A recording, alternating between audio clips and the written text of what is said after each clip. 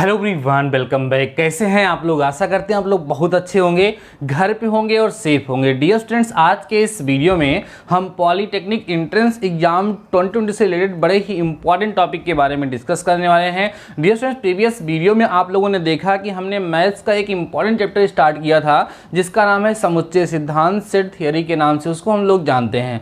उसमें मैंने आप लोगों को सिखाया था कि समुच्चय होता क्या है, मीन्स समुच्चय की डेफिनेशंस वहाँ पर मैंने बताया था, और किसी भी दिए गए समूह को कैसे हम पहचानेंगे वो समुच्चय है या नहीं है, इस बात पर हम लोगों ने डिस्कस किया था। साथ ही साथ बच्चों, हमने आपके साथ ये डिस्कस किया था कि समुच्चय को कितने प्रकार से लिखा जा सकता है। अगर आप लोगों ने उस वीडियो को नहीं देखा है तो उस वीडियो का डिस्क्रिप्शन में लिंक रहेगा, आप उसको देख सकते हैं, जिससे आपको ये वीडियो और अच्छे समझ में आ जाए। डियर स्टूडेंट्स, आपको उन सारे चैप्टर पर जरूर फोकस करना है जो एनसीईआरटी के सिलेबस में दिए गए हैं, ठीक है। जैसे क्लास 10th में आप लोग पढ़े हैं तो जो चैप्टर एनसीईआरटी में थे उनको पहले फोकस कर लीजिए। देखो, सिस्टम बदल रहा है, वही पुराना वीडियोस देख करके काम नहीं चलाना है। जो पुराने वीडियोस आप उठा के देख लिए कि हाँ ये चैप्टर इंपॉर्टेंट था, ऐसा कुछ नहीं है। सिस्टम बदल रहा है, एनसीईआरटी पैटर्न लग रहा है, तो सबसे पहला फोकस आपको करना है कि जो आप लोगों ने एनसीईआरटी में पढ़ा है उसको जरूर रिवाइज कर लीजिए, ठीक है। जैसे यहाँ पर समुच्चय आपके सिलेबस में है तो समुच्चय आपको पढ़ना कितना है, जितना एनसीईआरटी की क्लास 11 की बुक में दी गई है उसी से जो मेन कंसेप्ट है उन्हीं को आपको कवर कर लेना है,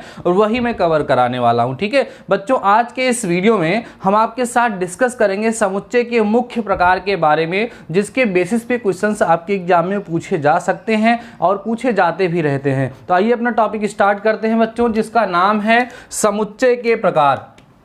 आज का हमारा टॉपिक है समुच्चय के प्रकार। खूब ध्यान से सभी प्रकार को समझना है, जिसको हम बोलेंगे बच्चों टाइप्स ऑफ सेट्स। समुच्चय के प्रकार, टाइप्स ऑफ सेट। देखो बच्चों, कोई भी जो समुच्चय होता है उसमें उपस्थित अवयवों के आधार पर, उन अवयवों के गुण के आधार पर समुच्चय को कई सारे भागों में बांटा गया है, ठीक है। जिसमें से आज कुछ मुख्य प्रकार हम आपके साथ डिस्कस करने वाले हैं जो सबसे बेसिक और इम्पॉर्टेंट हैं, ठीक है। सबसे पहला समुच्चय जो हम आपके साथ डिस्कस करेंगे बच्चों, उसका नाम है परिमित समुच्चय। ध्यान देना, क्या नाम है? परिमित समुच्चय बोलेंगे, परिमित समुच्चय, और इसको इंग्लिश में बोला जाता है फाइनाइट सेट। फाइनाइट सेट, ठीक है। बहुत ही जैसा इसका नाम है वैसे ही इसकी बहुत ही आसान सी पहचान भी है। परिमित, फाइनाइट मीन्स ऐसा समुच्चय जिसमें अवयवों की संख्या फाइनाइट हो, निश्चित हो, गिनी जा सके, उसी को ही हम लोग परिमित समुच्चय कहते हैं, ठीक है। ऐसा समुच्चय जिसमें अवयवों की संख्या निश्चित हो, जिसको गिना जा सके, जो काउंटेबल हो, उसी को हम क्या बोलेंगे? परिमित समुच्चय बोलेंगे। जैसे एग्जाम्पल के तौर पर हम लोग कई सारे एग्जाम्पल यहाँ पर ले सकते हैं। जैसे हमने एक समुच्चय ले लिया, 1 2 3 4 5 ... 100 तक ले लिया, ठीक है। अब ये जो आपके सामने समुच्चय लिखा हुआ है बच्चों, इसमें कितने अवयव हैं? 100 अवयव हैं। देखो 1 से 100 तक गिनती लिखी हुई है, 100 अवयव हैं, मतलब अवयवों की संख्या निश्चित है, गिनी जा पा रही है, इसलिए कैसा समुच्चय है? ये परिमित समुच्चय है। और कोई एग्जाम्पल ले लेते हैं। जैसे मान लो B = हमने ले लिया बच्चों, वही पुराना एग्जाम्पल AEIOU। देखो अंग्रेजी वर्णमाला के स्वर हैं, कितने स्वर हैं? 5 स्वर हैं, अवयवों की संख्या गिनी जा सकी है, निश्चित है, इसलिए ये भी कौन सा समुच्चय हो जाएगा? परिमित समुच्चय हो जाएगा। क्लियर हो गई होगी परिमित समुच्चय की बातें। अब हम लोग बात करेंगे बच्चों अपरिमित समुच्चय। कौन सा? अपरिमित समुच्चय, ठीक है। अपरिमित समुच्चय जिसको हम बोलते हैं बच्चों इनफाइनाइट सेट्स। इनफाइनाइट सेट्स ये क्या होते हैं? नाम जैसा है वैसे इसकी भी डेफिनेशन है। कहते हैं ऐसा समुच्चय, ध्यान दो बच्चों, ऐसा समुच्चय जिसमें अवयवों की संख्या अपरिमित हो, जिसके एलिमेंट्स का जो नंबर है वो इनफाइनाइट हो, जिसको हम बता ना सके इसमें कितने अवयव हैं, उसी को हम क्या बोलेंगे? अपरिमित समुच्चय बोलेंगे। एग्जाम्पल के तौर पर देख लीजिएगा। जैसे A = हमने लिख दिया बच्चों 1 2 3 4 एंड ... लगा दिया, तो ... कहाँ कहाँ तक चला गया, ये इनफाइनाइट तक। अब इस समुच्चय ए में कितने अवयव हैं, अनंत अवयव हैं, इनफाइनाइट एलिमेंट्स हैं, इसलिए कौन सा समुच्चय है, अपरिमित समुच्चय है। कोई दूसरा एग्जांपल ले लेते हैं, b = 0 1 2 3 4 and dot dot dot. इसमें भी क्या लगा, डॉट डॉट डॉट। इसका मतलब ये है कि इसमें भी अवयवों की संख्या क्या है, अपरिमित है, इनफाइनाइट है, इसलिए बच्चों ये कौन सा समुच्चय है, अपरिमित समुच्चय है। समझ में आ रही होंगी बातें। परिमित समुच्चय जिसमें अवयवों की संख्या परिमित होगी, निश्चित होगी, वो परिमित समुच्चय होगा, और जिस समुच्चय में अवयवों की संख्या अपरिमित होगी वो कौन सा समुच्चय कहलाएगा, अपरिमित समुच्चय कहलाएगा। ठीक है, इसके बाद एक मोस्ट इंपॉर्टेंट सेट का हम लोग डिस्कस करेंगे जिसका नाम होता है बच्चों रिक्त समुच्चय। कैसा समुच्चय, रिक्त समुच्चय, जिसको हम लोग बोलते हैं इम्पटी सेट्स। क्या बोलेंगे, इम्पटी सेट बोलेंगे। आर बच्चों इसको नल सेट भी कहा जाता है, नल सेट के नाम से भी इसको जाना जाता है। ठीक है, क्या बताया मैंने, रिक्त समुच्चय जिसको हम बोलेंगे इम्पटी सेट, आर क्या बोलेंगे, नल सेट। तो इम्पटी सेट की डेफिनेशन होती है ऐसा समुच्चय जिसमें कोई अवयव ना हो, a set having no elements is known as empty set. ठीक है, ऐसा समुच्चय जिसमें कोई भी अवयव ना हो उसको हम रिक्त समुच्चय कहते हैं। और बच्चों रिक्त समुच्चय को ऐसे फाई से आर ऐसे कर्ली ब्रैकेट के अंदर बिना कुछ लिखे प्रदर्शित किया जाता है। फाई से दिखाओगे या कर्ली ब्रैकेट बना दोगे, उसके अंदर आप कुछ नहीं लिखोगे, तो वो किसको रिप्रेजेंट करेगा बच्चों, रिक्त समुच्चय को वहाँ पर वो रिप्रेजेंट करेगा। ठीक है, फाई से या इस तरीके से मझला ब्रैकेट जो समुच्चय के लिए हम लोग प्रयोग करते हैं, लेकिन उसके अंदर कुछ लिखेंगे नहीं, तो ये किसको दिखाएगा, रिक्त समुच्चय को रिप्रेजेंट करेगा। आइए एग्जाम्पल लेकर के आपको हम दिखाते हैं। जैसे मान लो बच्चों a = हम लिख दिए x सच दैट x² = -4 जहाँ x belongs to real number. ठीक है, अब मुझे आप बताओ इसका मतलब क्या है कि x एक ऐसी संख्या है, एक ऐसी वास्तविक संख्या है जिसका वर्ग करने पर -4 आना चाहिए। अब आपने माइंड का यूज़ करिए और मुझे बताइए क्या ऐसी संख्या कोई अवेलेबल है जिसका वर्ग करने पर -4 आ जाए, वो भी वास्तविक संख्या हो, पॉसिबल नहीं। मतलब ऐसी कोई वास्तविक संख्या है ही नहीं, ऐसी कोई वास्तविक संख्या है ही नहीं जिसका वर्ग करने पर हमें -4 प्राप्त हो जाएगा। इसलिए बच्चों यह समुच्चय जो आपके सामने लिखा हुआ है यह क्या है, एक रिक्त समुच्चय है। क्लियर हो रही हैं बातें। और एग्जाम्पल देखो, लिखा जाए a = x such that x एक प्राकृत संख्या है, एक प्राकृत संख्या है, ऐसे हम लिख दिए, एक प्राकृत संख्या है तथा x is less than 7 and greater than 9। ठीक है, कह रहे हैं कि x एक प्राकृतिक संख्या है और ऐसी प्राकृतिक संख्या है जो 7 से छोटी है और 9 से बड़ी है। ऐसा कभी पॉसिबल है क्या? अगर कोई संख्या 7 से छोटी होगी तो 9 से बड़ी कहाँ से हो जाएगी, और अगर वो 9 से बड़ी होगी 7 से छोटी कहाँ हो जाएगी? मीन्स ऐसी कोई प्राकृतिक संख्या का अस्तित्व तो है ही नहीं। इसका मतलब जिस समुच्चय की हम यहाँ बात कर रहे हैं उस समुच्चय में कोई अवयव यहाँ पर नहीं है। इसलिए बच्चों यह समुच्चय भी क्या कहलाएगा? रिक्त समुच्चय कहलाएगा। रिक्त समुच्चय के बेसिस पे आप लोगों से एग्जाम्पल पूछा जा सकता है, उसमें कह देगा निम्नलिखित में से कौन सा रिक्त समुच्चय है। कई सारे एग्जाम्पल दिए गए होंगे तो आपको देखना होगा कि ऐसे कौन से समुच्चय इसमें हैं जिसमें कोई अवयव हमें नहीं प्राप्त हो रहा है। जिसमें कोई अवयव नहीं प्राप्त हो रहा होगा बच्चों वही क्या कहलाएगा? रिक्त समुच्चय कहलाएगा। क्लियर हो रही हैं बातें? चलिए अगला समुच्चय हम लोग डिस्कस कर लेते हैं जिसका नाम है भैया एकल समुच्चय। कौन समुच्चय? एकल समुच्चय, जिसको हम लोग बोलते हैं इंग्लिश में सिंगलटन सेट। एकल समुच्चय जिसको हम क्या बोलेंगे? Singleton sets.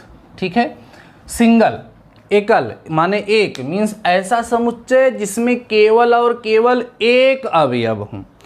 A set having only and only one elements is known as singleton set, एकल समुच्चय कहलाता है। समझ में आ रही है बातें? ऐसा समुच्चय जिसमें केवल कितने अवयव हों? एक अवयव हों। सर एग्जाम्पल बताइए। तो देखो बच्चों, एग्जाम्पल के तौर पे हम कई सारे एग्जाम्पल यहाँ पर लिख सकते हैं। जैसे हमने लिख दिया a = x such that x, ठीक है, सबसे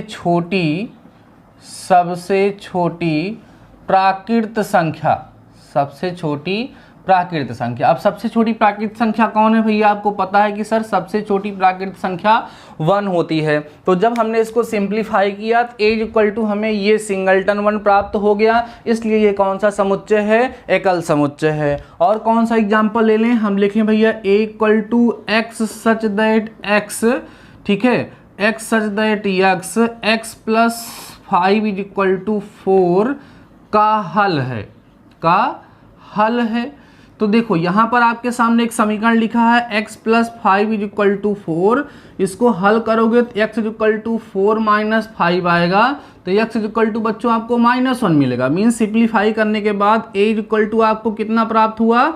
-1। तो यहाँ पर इस समुच्चय में केवल और केवल एक ही अवयव प्राप्त हो रहा है, एक सिंगल अवयव आपको प्राप्त हो रहा है। इसलिए बच्चों ये समुच्चय जो हमारे सामने लिखा हुआ है, इस समुच्चय को हम कौन सा समुच्चय कहेंगे? एकल समुच्चय कहेंगे, सिंगलटन सेट कहेंगे। सारी बातें क्लियर हो रही होंगी, कोई डाउट आपके माइंड में शायद अब नहीं आ रहा होगा, ठीक है ना? तो चलिए हम लोग आगे डिस्कस करते हैं। नेक्स्ट समुच्चय जो है हमारा बच्चों, उसका नाम है समान समुच्चय। सारी बातों को खूब ध्यान से समझिएगा, काफ़ी अच्छे से आपको हम पढ़ा रहे हैं, जिसको बोलेंगे समान समुच्चय। बच्चों इसको इंग्लिश में बोला जाता है इक्वल सेट्स। कैसे सेट्स? Equal sets.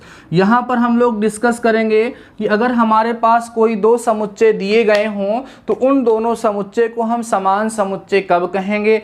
कब कहेंगे कि जो दिए गए समुच्चय हमारे क्या हैं? बराबर हैं, समान हैं, इक्वल हैं। आइए डिस्कस करते हैं। देखो बच्चों, मान लीजिए कि आपके पास कोई एक सेट A दिया है और कोई दूसरा सेट आपके पास B दिया है। ध्यान दें, हमारे पास एक सेट A है और एक सेट क्या है?